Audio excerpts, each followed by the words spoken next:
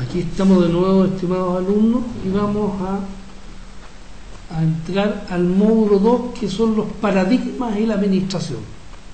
Haciendo un pequeño recordatorio, en el módulo anterior vimos qué era la administración de contratos, vimos un par de definiciones de contrato, un par de definiciones de administración. Con posterioridad a eso pasamos a la segunda fase, que era, después de la identificación de un contrato, habría que licitar y adjudicar. Ahora aquí vamos a ver lo que son los paradigmas en la administración. Y vamos a entrar al tema de qué se entiende por un administrador. Es difícil encontrar una definición tan acabada de lo que es un administrador, pero esta que está aquí me parece que ustedes tienen en su pantalla, me parece no la mejor, pero por lo menos nos permite partir de pararnos en esta definición para criticarla, o para no criticarla, pero de alguna manera para poder saber en dónde estamos parados. Bueno, dice que todo ingeniero dirigiendo, o sea, primero es un ingeniero que dirige a un grupo de personas que tienen como fin la realización de un futuro deseado con un costo determinado y en un tiempo determinado. Por lo tanto, ¿qué hace el administrador? El administrador hoy, como yo lo entiendo, es un gerente. El administrador gerencia recursos humanos, recursos económicos, maquinaria y herramientas. Y cuando dijimos que genera y coordina, planifica, evalúa recursos humanos, entramos en un tema sumamente delicado. Ningún individuo es igual a otro, ningún individuo es igual a otro. Por tanto, aquello que sirve para motivar o para obtener lo mejor de una persona, no necesariamente nos va a servir con otro. Y sabemos, lo tenemos claro, que la administración, el ser humano es una persona clave en el éxito o fracaso de un proyecto. Es clave.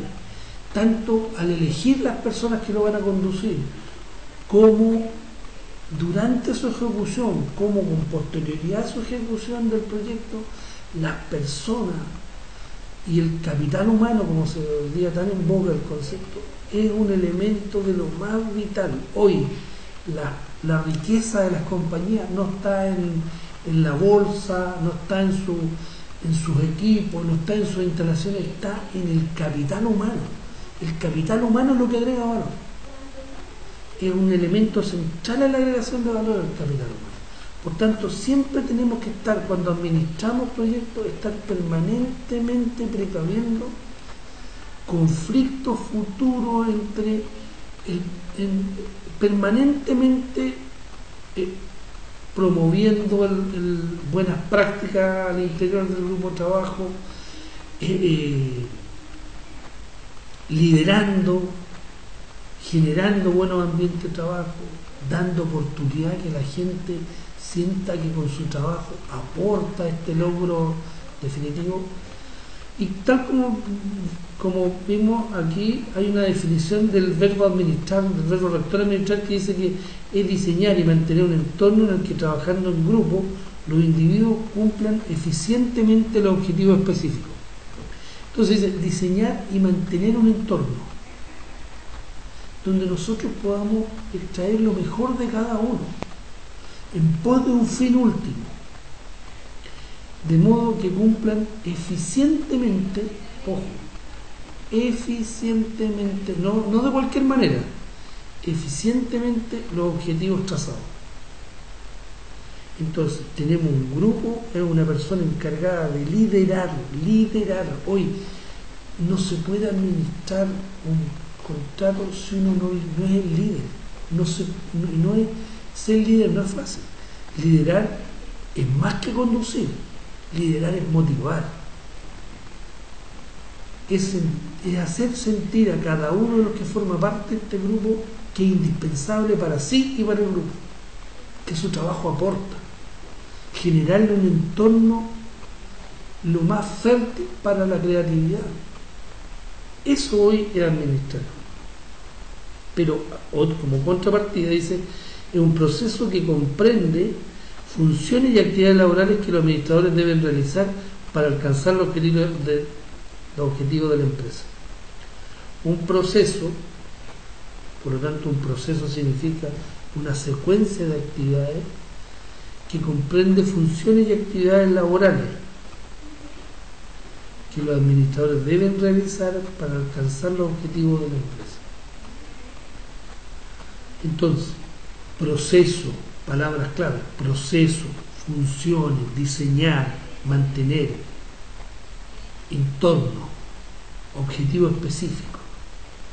Estos elementos constitutivos de la definición nos tienen que clarificar qué es administrar. No podemos administrar si no hay objetivo específico. Tampoco si no diseñamos y mantenemos un entorno fértil para la creatividad y para el buen desempeño de nuestro trabajo. Si no tenemos claro cuáles son las funciones y actividades que debemos desarrollar.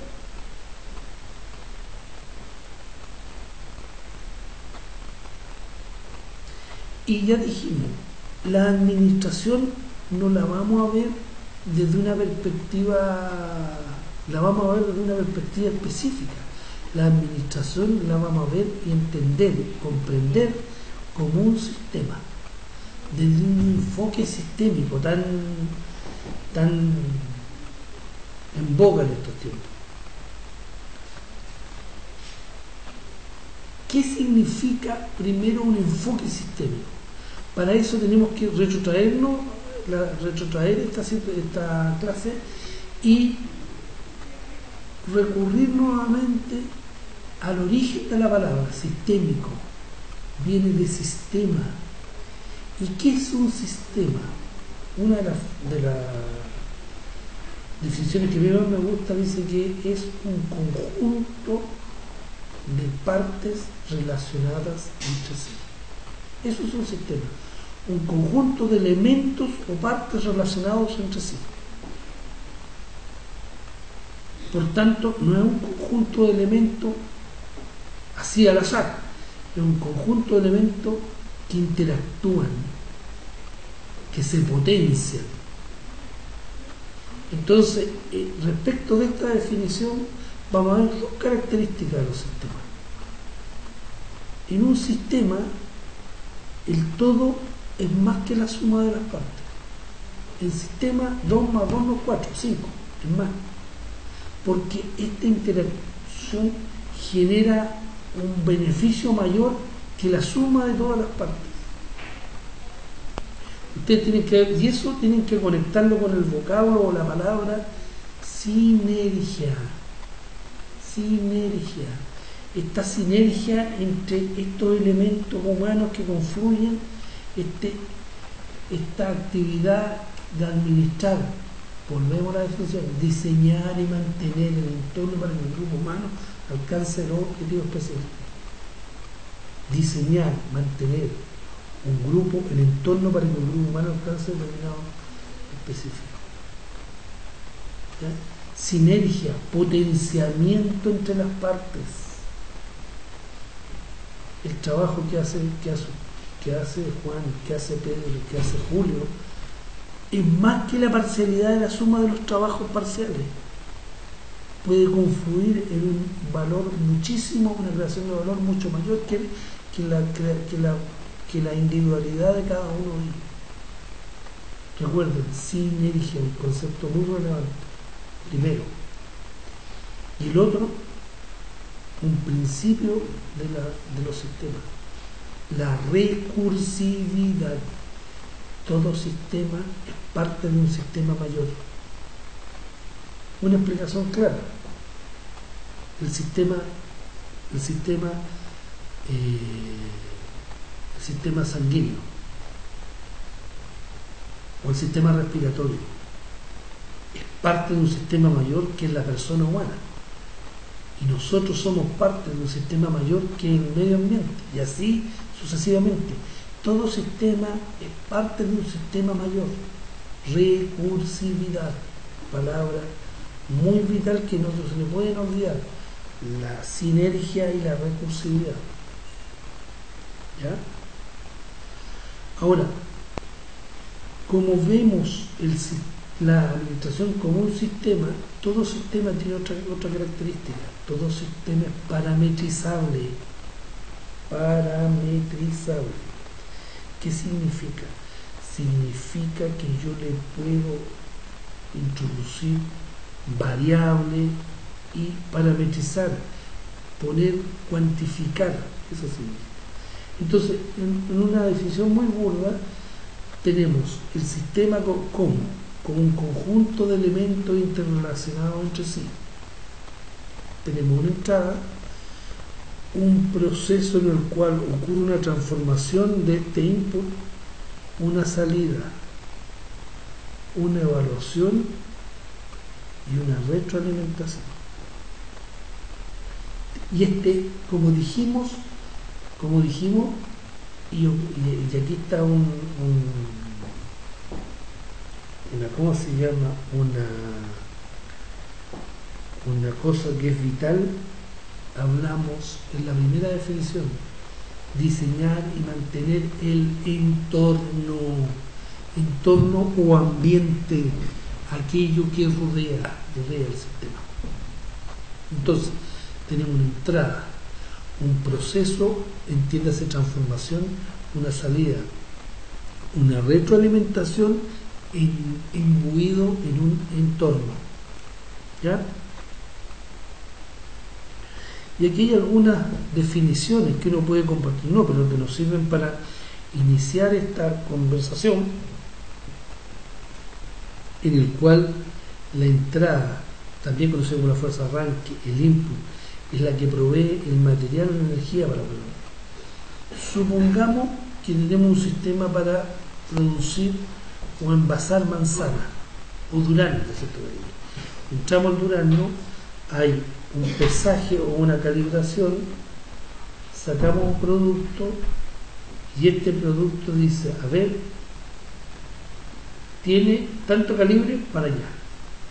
Si después nosotros hacemos un control y encontramos que hay una serie de duraznos que dijimos que tenían un periodo determinado, que tenía que estar en una categoría determinada, y hay una serie de anomalías, tenían un calibre menor, esa retroalimentación hay que ingresarla al sistema para que proceda a corregir el estándar o proceda a corregir el proceso y evite el mínimo descarte.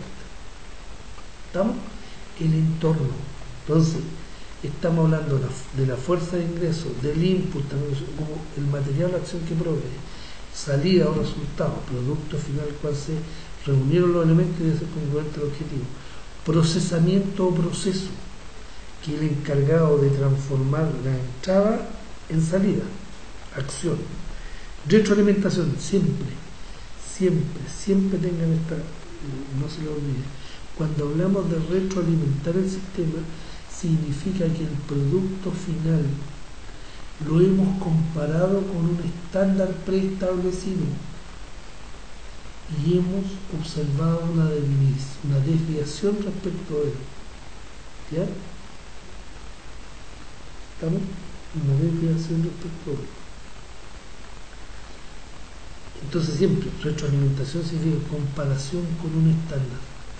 Ambiente es el medio que rodea externamente este sistema. Es un recurso y a la vez una amenaza para el sistema.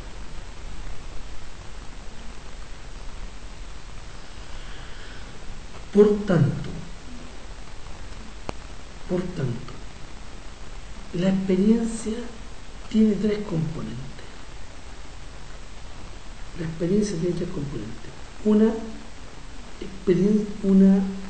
Nosotros somos producto de nuestra experiencia.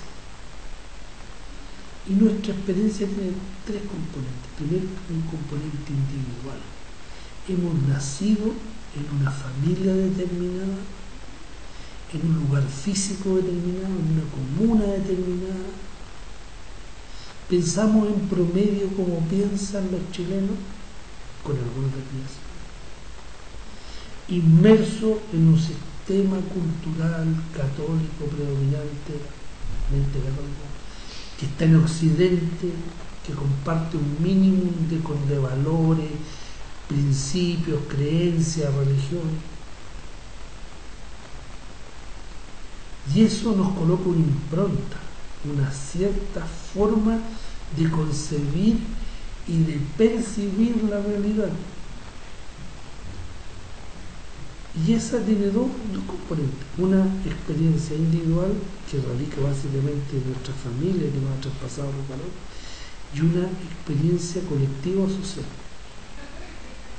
que es este país, Chile. No pensamos los chilenos que hay en Punta Arenas, los de Antofagasta, no piensan radicalmente diferente. Compartimos un núcleo duro, pero si nosotros trasladamos este chileno y lo comparamos con un hindú que no está en Occidente, sino que está en Oriente, tiene una concepción completa, radicalmente distinta del mundo y ve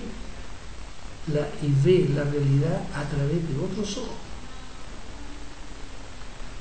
¿Ya? Y además, por último, existe un determinismo estructural. Nosotros poseemos un determinismo estructural.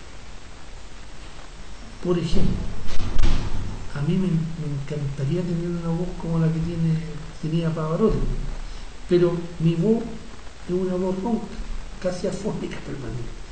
Entonces, tengo un determinismo, por mucho que yo ejercite la voz y le dé y vaya y cante y adopte, no voy a cantar, porque tengo un determinismo estructural que mi voz no tiene la calidad de la voz que tenía Pavarotti. Esa es otra cosa que también nos hace percibir y que de alguna manera es muy importante reconocer. ¿Ya? Entonces, vemos la realidad a partir de la experiencia que hemos cogido del mundo. Y esa tiene dos componentes, la individual y la colectiva, y además tenemos una limitante, que es la limitante del determinismo estructural. Si ustedes se fijan, los peces ven un arco mucho más amplio de visión, tienen un arco mucho más amplio de visión que los humanos. Algunos animales solo ven en blanco y negro. Ese es un determinismo estructural. No podemos con los sentidos solamente percibir. Tienen muchas limitaciones, tienen grandes también ventajas, pero también tienen limitaciones.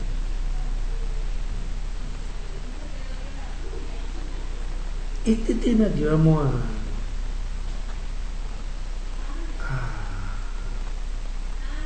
desarrollar, que es de los paradigmas en la administración, yo diría que es un tema sumamente relevante, porque va a demostrar que en nosotros existe una serie de prejuicios, de antejuicios. O sea, nosotros salimos al mundo con una imagen de los determinados y nos enfrentamos al mundo con imágenes predeterminadas. Y eso tiene una cierta lógica y es bueno para determinadas cosas, pero es perverso para otras. A ver, es bueno que nosotros tengamos una determinada forma de comportarnos cuando, por ejemplo, vamos a una oficina a hacer un trámite. Nosotros llevamos una preconcepción, un discurso, una forma de pagar, una forma de relacionarnos con el otro que está sobre la cual subyace un paradigma. Eso tiene que ser así por un problema de eficiencia, es bueno que sea así. Porque no podríamos llegar en términos súper informales, con un trato muy distendido, familiar, no, eso requiere un paradigma, requiere una cierta forma de plantearse. Ahora, esa misma forma, si yo la llevo a otro ambiente de trabajo, en el cual el paradigma no está legitimado o de alguna manera no responde a la lógica, va a ser un fracaso. ser un fracaso. Entonces, los paradigmas nos sirven, son una referencia, pero tenemos que abrirnos a nuevas formas de conocimiento, a nuevas formas de relacionarnos y mantener aquello que es inamovible, que es un núcleo duro de valores, creencias, que son compartidos por todos. Pero este es el siglo de la diversidad y hacia eso tenemos que ir, a abrir cuando la gente dice, oye, pero abre la mente, o sea, a saber y a vivir que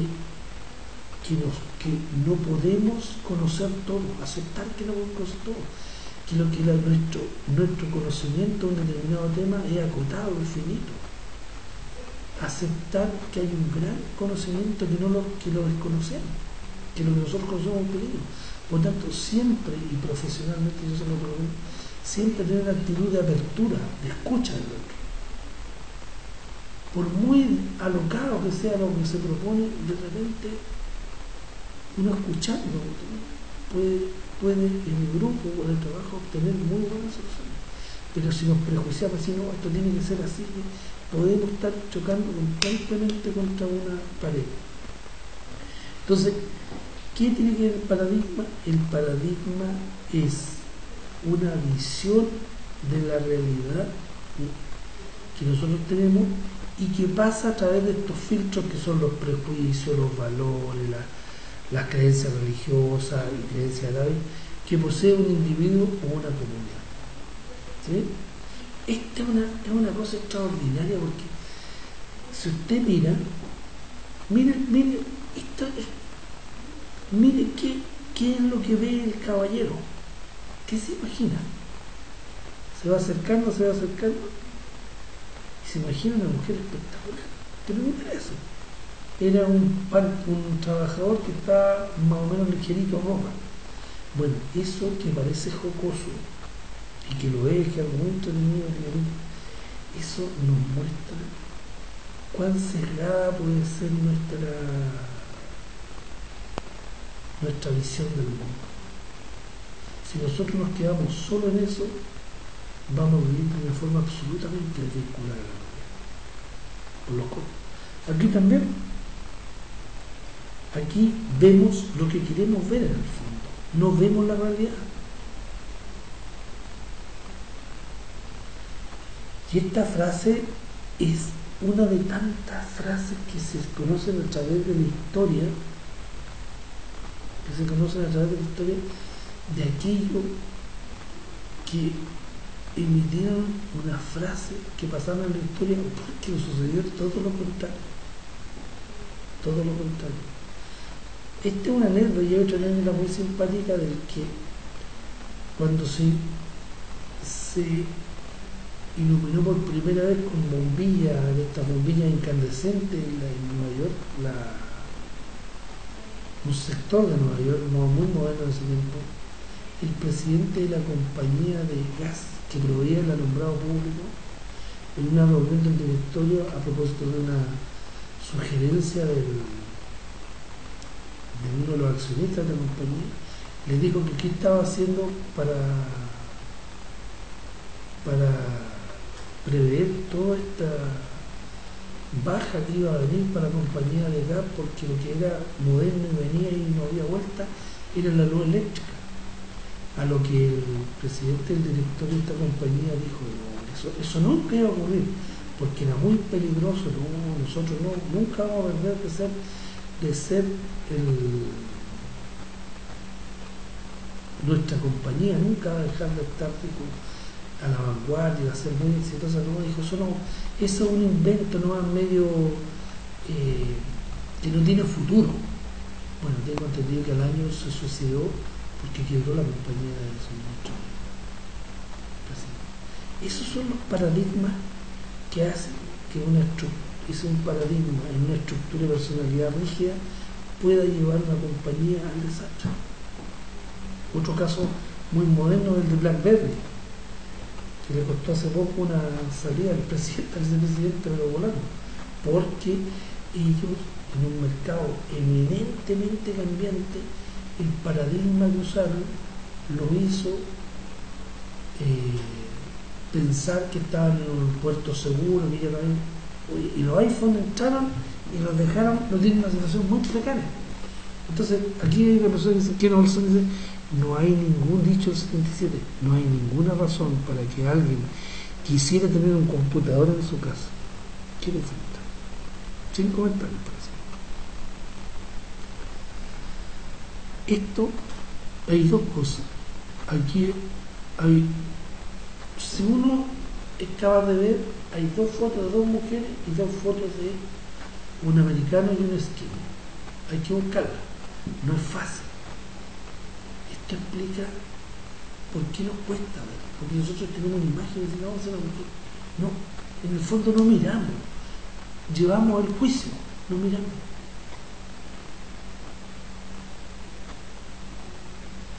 Pero, ¿cuál es el paradigma que nosotros podemos decir hoy? Hace como 5.000 años atrás, ese gran filósofo Confucio dijo algo que hoy día está de moda, que ustedes vean que somos poco creativos. Y a los chinos lo habían dicho hace 5.000 años atrás. Confucio dijo, lo único permanente es el cambio. Dígame que no es un contrasentido, miren la mano. Lo único permanente es el cambio. Y ese es un paradigma que yo creo que en este siglo se da ese carne y lo podemos ver a cada rato. No tenemos que ir ni lejos. Lo único permanente en el cambio es el cambio. Los que son más jóvenes, ustedes pueden, es que yo creo que Chile ha cambiado tanto, pero tanto, que nos cuesta aceptar vivir el cambio. ¿Qué pasa hoy día? Usted hace 30 años atrás, o menos, 20 años atrás, oiga, dígame que viene una dada, poner un cheque, sacar plata, eternas colas, miles de había que hacer mucho papeleo para una simple de ir a retirarle su cuenta corriente. ¿Qué puedo hacer? Transacciones electrónicas del mundo. Se le olvidó ocurrir, y es lo más normal. ¿Qué pasa ahora cuando vamos a un cajero a un banco y nos cuesta que el banco, que el cajero nos ponemos nerviosos si se demora 10 segundos, un minuto, casi queremos quemar el... Entonces, esa es el problema. Vivimos en un mundo permanentemente cambiante. Por tanto, el entorno no es estable, el entorno es cambiante y cada vez es más rápido el cambio. No es un cambio constante, un cambio exponencial. Y por lo tanto, eso vuelve el futuro incierto, más cambio, y van a tener empresas mucho más competitivas.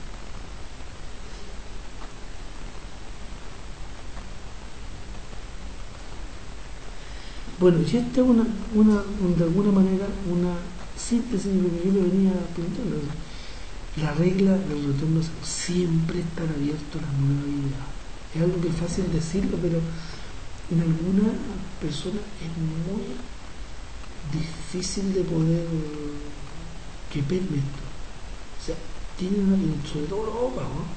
En eso los abogados somos muy dados a que las cosas permanezcan como están, a no cambiar, pero ahora hay una generación muy distinta. O sea, el derecho está cambiando de una forma impresionante. Cómo se aplica, cómo se litiga, y el que no esté que tenga una postura rígida va a quedar al margen del camino. Otra cosa que siempre hay que tener la presente, explorar formas distintas de hacer las cosas. Nosotros hacemos algo, lo llegamos a optimizar y no lo queremos cambiar, cuando podría ser que había formas mucho más eficientes de hacerla, pero como ya encontramos, la optimizamos y no nos da mucha pereza de repente cambiar la cosa. Y ser capaces de reconocer nuestros paradigmas y cambiarlos. reprogramarnos personalmente. En el fondo, instalarnos otro disco duro, resetear el duro, cada cierto tiempo. Los seres humanos, si bien es cierto, tenemos ciertas cosas que nos mantienen en forma atávica a determinadas situaciones, podemos cambiar en cualquier edad. En cualquier edad podemos cambiar. No es necesario que se requieran grandes esfuerzos, pequeños cambios. Pero no vivimos en un mundo determinístico. Nosotros podemos ser actores de nuestra vida. Y eso es muy importante. Somos responsables de hacernos cargo de nuestra vida. Y adoptar uno puede elegir ver el mundo de una nueva manera, y para eso hacer un cambio de escala de valor. Solo lo que tenemos que hacer, sé lo que tenemos que hacer, claro, nos pasa un montón de que todos tenemos claro que tenemos que hacer, pero nos da una pereza increíble porque sentimos que hay tantas cosas por hacer que nos abatimos. Y esto, liderar. Debemos liderar en nuestro grupo de trabajo, liderar en nuestra casa, liderar en todo lugar. Liderar no significa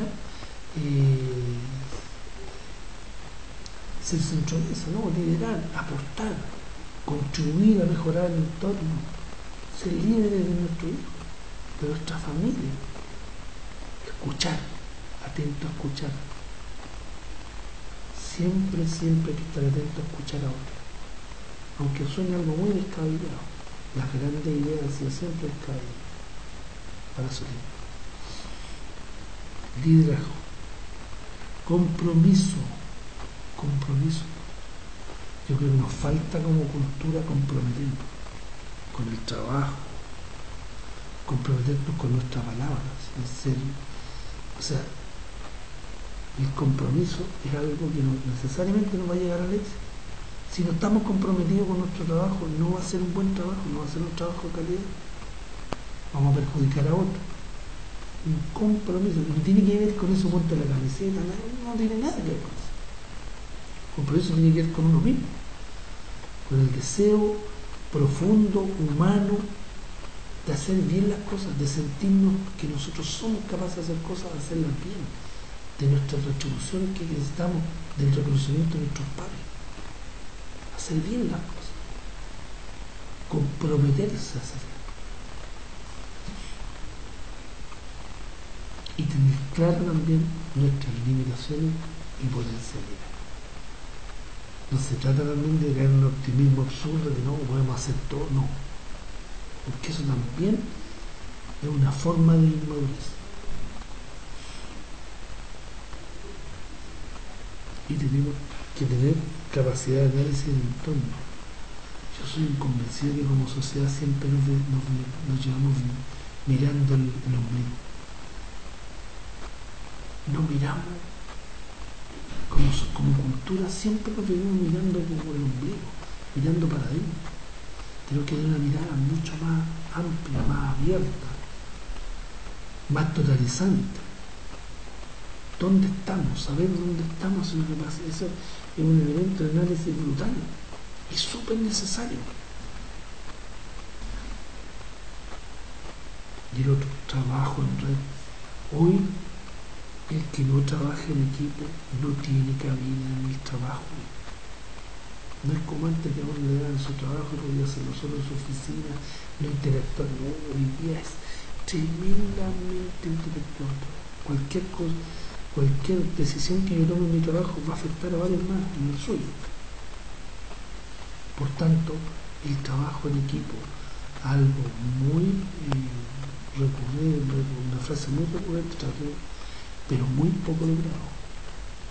Las empresas más exitosas, el trabajo en equipo en red es un trabajo muy importante. Nuestro trabajo es un input siempre para otros, siempre tiene esa forma de ver. Nuestro trabajo es un input para el trabajo de otros. Por lo tanto, si no lo hacemos bien, la cadena de errores va a irse sumando.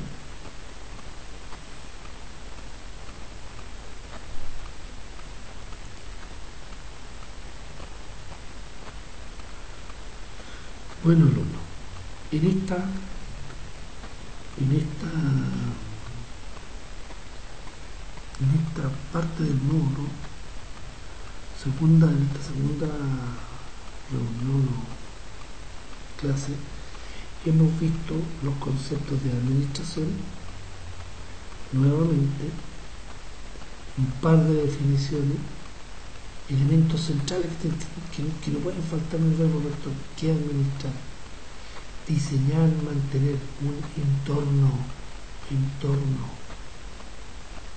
y lo otro, que tiene que haber o estar todo esto orientado a un objetivo específico. Un objetivo específico. Entonces, elementos centrales: diseñar, mantener, entorno, objetivo específico. Elementos esenciales para definir lo que es la administración. Pero no hemos visto la administración desde cualquier perspectiva ni técnica, ni forma de concebirla. La hemos visto desde una perspectiva sistémica.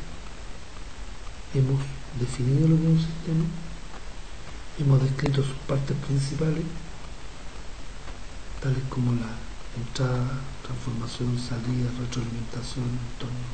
Las hemos definido. Hemos hablado de dos conceptos relevantes para nuestra materia, que dicen ser la sinergia y la recursividad, para con posterioridad introducirnos en el tema de los paradigmas. Hemos dado un esbozo de lo que es un paradigma, hemos dicho cómo captamos la realidad, cuáles son nuestros filtros, cómo reproducimos la realidad, cómo ingresan a nuestra percepción, o cómo aprendemos estos paradigmas. Hemos visto que lo único permanente es el cambio, por lo tanto vivimos en un mundo cambiante, y eso significa que las empresas tendrán que ser más competitivas, más eficientes, más flexibles, que se continúen aún más exigentes respecto a eso. Hemos visto también que cuando un paradigma no se renueva, no da cuenta de la realidad, hay un divorcio entre el paradigma y la realidad, y eso puede ser fatal. Vimos el caso de estas empresas que le señalaba del alumbrado público en Nueva York, esta frase de este alto ejecutivo de esta empresa digital en Estados Unidos. Vimos el caso de la BlackBerry, que hicimos también. Ahí lo que ha fallado es el paradigma. El paradigma no está dando cuenta de la realidad.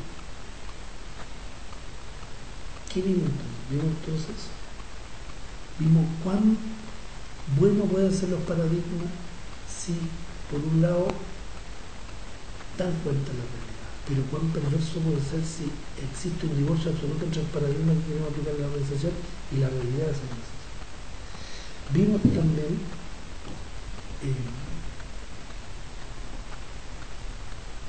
conceptos o una cierta regla respecto de cómo debemos enfrentarnos al mundo de la administración.